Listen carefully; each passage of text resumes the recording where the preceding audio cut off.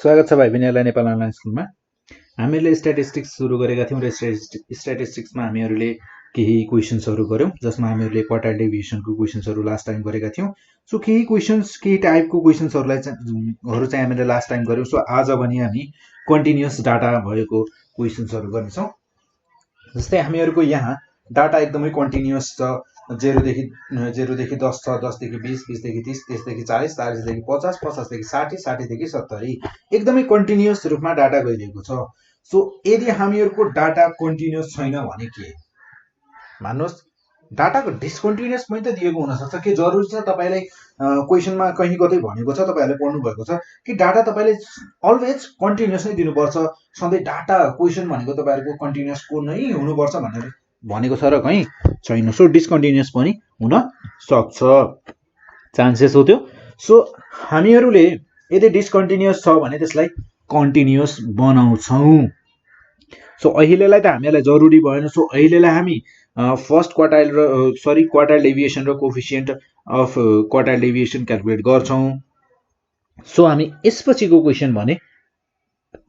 Data एकदमै discontinuous भएको क्वेशनलाई discuss गर्नेछौं। सो आजको लागि यसलाई चाहिँ सुरु गरिहालौं है। सो फर्स्ट अफ अल त हामीहरुलाई यहाँ कोलमहरु चाहियो। के को कोलम चाहियो त? एउटा हामीहरुलाई मार्क्सको कोलम चाहियो र त्यसपछि फ्रिक्वेन्सीको कोलम चाहियो र त्यसपछि क्युमुलेटिभ फ्रिक्वेन्सीको लागि तीनटा कोलम त चाहिनेछ। सो एउटा कोलम चाहियो हामीहरुलाई मार्क्सको लागि, ठीक छ। सो हामीहरुको यहाँ मार्क्स भनेको कस्तो कस्तो हुने भयो त? सो त्यसपछि हामीलाई चाहिने भयो एउटा फ्रिक्वेन्सीको कोलम। सो फ्रिक्वेन्सी एफ मात्र लेखे मैले ल यहाँ। सो त्यसैगरी क्युमुलेटिभ फ्रिक्वेन्सीको चाहियो। मार्क्स चाहिँ हामीहरुको 0 to 10 ल्याउने र त्यसपछि 10 to 20, 20 to 30, 30 to 40 र त्यसपछि 40 to 50, 50 to 60, 60 to 70। सो हामीहरुलाई यहाँ सम्मको लागि कोलम चाहियो र हामीहरु यहाँ यसलाई थोरै डेकोरेसन पनि गर्न सक्छौं है। गर्ने थोरै राम्रो पनि बनाउनु पर्यो नि,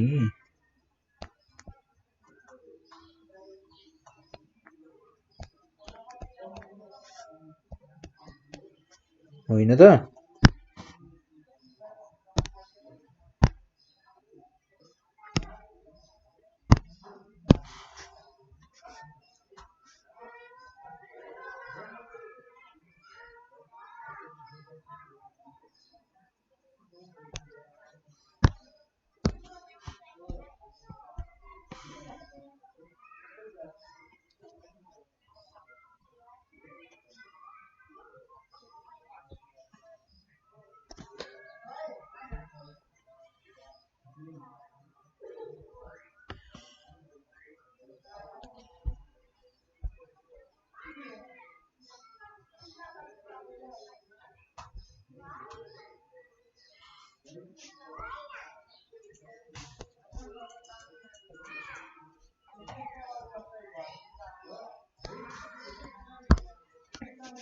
र हामीहरुको यहाँ फ्रिक्वेन्सी छ 4,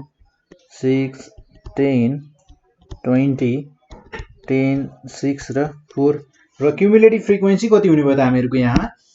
यो हुने भयो हामीहरुको 4 र यहाँ हुने भयो 6 + 4 10, 10 10 20, 20 + 20 40, 40 + 10 50, 50 + 6 56, 6 56 + 4 60। सो हामीहरुको यहाँ n = हुने भयो 60। टोटल नम्बर अफ स्टुडेन्ट्स कति जना रहेछन् त? 60 जना रहेछन्। सो हामीहरुको यहाँ अब n भनेको 60 छ भने फर्स्ट क्वार्टाइल कति हुने भयो त? सो हामीहरुको यहाँ फर्स्ट क्वार्टाइल भनेको हो नाउ हामीहरुको यहाँ first quartile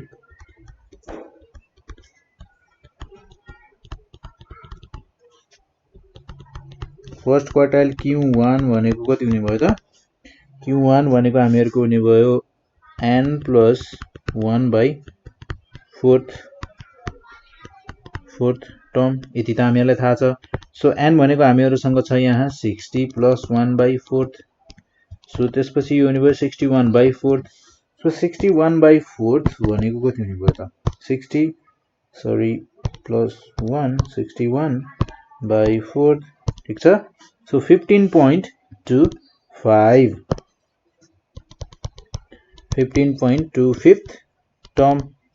so 15.25 fifth term त हामीहरुसँग यहाँ एक्ज्याक्टली छैन सो त्यसो भए हामीहरु के गर्छौं त 15.25 भन्दा जस्ट ग्रेटर टर्म लिन्छौं यहाँ छ हामीहरुको 20 CF कोलममा हेरेर सो अब हामीहरुको यहाँ 20 लिइसकेपछि 20 भनेको त हामीहरुको क्लासमा पर्छ कुन क्लासमा पर्छ 20 देखि 30 को क्लासमा पर्छ सो यहाँ लेख्छौं हामी CF just greater than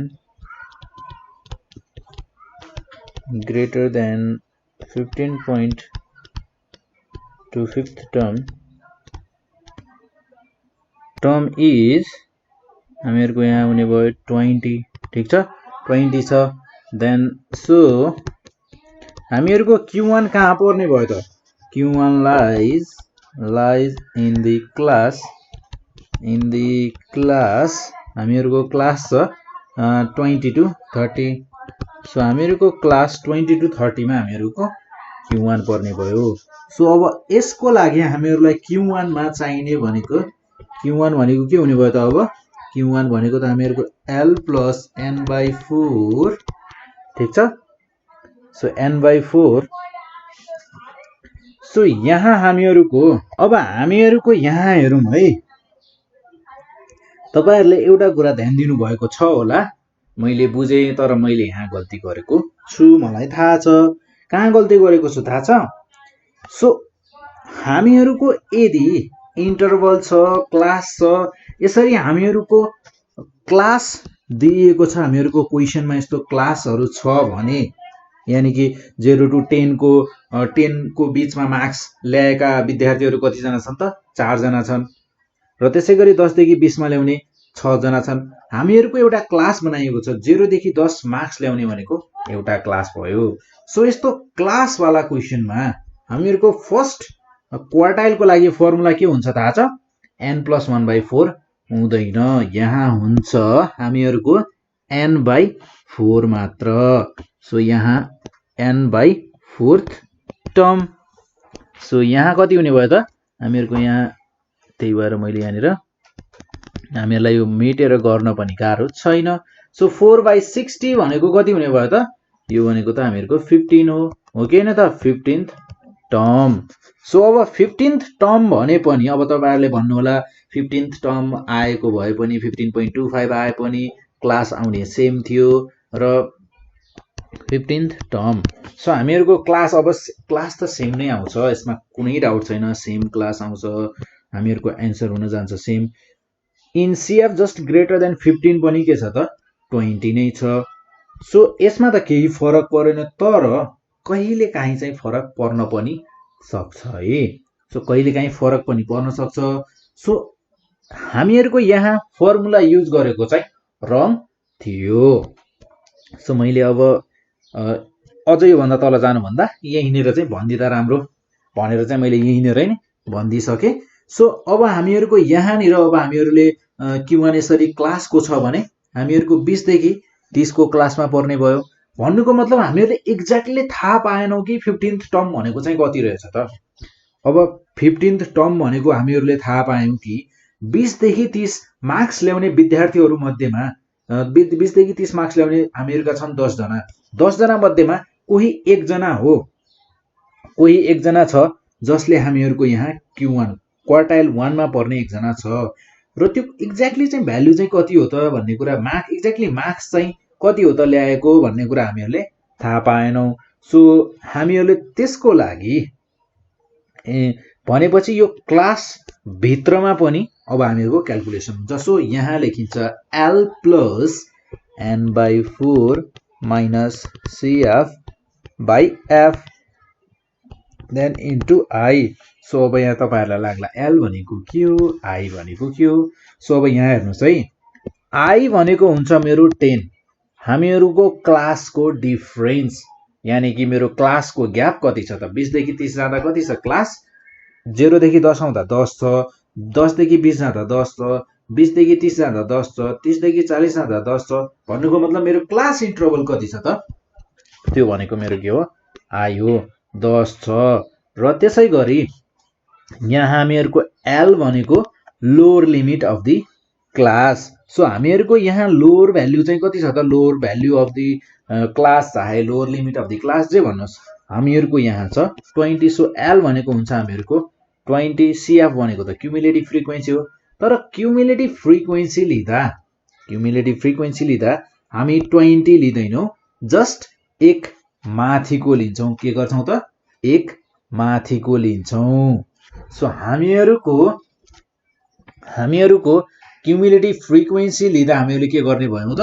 एक माथिको लिने भयौं हो कि हैन त सो एक माथिको भनेको हामीहरुको क्युमुलेटिभ फ्रिक्वेन्सी कति हुने भयो त 10 सो क्युमुलेटिभ फ्रिक्वेन्सी लिँदा हामीहरुले लिने भयो 10 र त्यसैगरी n/4 भनेको त हामीहरुसँग छँदै छ 15 र f फ्रिक्वेन्सी भनेको चाहिँ फेरि हामी 10 नै लिन्छौं है यो 20 को नै लिन्छौं सो फ्रिक्वेन्सी हुने भयो हामीहरुसँग 10 सो अब हामीहरुको फर्स्ट क्वार्टाइल कति हुन्छ क्याल्कुलेट गरौँ किनकि हामीहरुलाई चाहिने भ्यालुहरु सबै छ त अब हामीहरुसँग छ नि सो 6 भनेपछि हामीले क्याल्कुलेट गर्न सक्छौं सो L भनेको छ हामीहरुसँग 20 प्लस n/4 भनेको n/4 भनेको कति छ 15 देन माइनस CF भनेको हामीहरुसँग छ 10 अपन F भनेको छ 10 इन्टु I भनेको पनि 10 छ so 10 10 cancel out 20 plus 15 minus 10 भनेको 5 20 प्लस 5 25 सो हामीहरुको फर्स्ट क्वार्टाइल भनेको 25 रहेछ यानी कि 20 देखि 30 कुन हो त भ्यालु अब 20 21 22 23 24 25 26 27 28 29 30 त्यसमा त 10 वटा छन् त त्यो 10 वटा मध्येमा एक्ज्याक्टली कुन चाहिँ हामीहरुको भ्यालु हो क्वार्टाइल 1 हो भन्ने कुरा हामीले थाहा पाएनौ सो त्यसको लागि हामीहरुले फर्मुला यस्तो युज गर्नु परेको थियो जसमा हामीहरुको सबै चीज इन्भल्भ छ र यसरी क्याल्कुलेट गर्दा हामीहरुको Q1 भनेको कति आयो त 25 सो यसै गरी हामी Q3 पनि क्याल्कुलेट गर्छौं सो Q3 को लागि अगेन फर Q3 अब Q3 को लागि पनि सेम हो है सो हामीहरुको Q3 को लागि पनि भ्यालु अफ फर्मुला हुन्छ 3 n/4 यहाँ n+1 युज गरिदैन n/4 टर्म सो हामीहरुको यो हुने भयो 3 इन्टु n/4 भनेको 15 टर्म सो 15 इन्टु 3 भनेको 45 यानी कि 45th term so 45th term भनेको हेरौं है हामीहरुको CF कोलममा हेर्दा कहाँ पर्ने रहेछ सो CF कोलममा हेर्दा त 45th टर्म भनेको हामीहरुसँग एक्ज्याक्टली छैन so just greater than 45th भनेको 50 so in CF just greater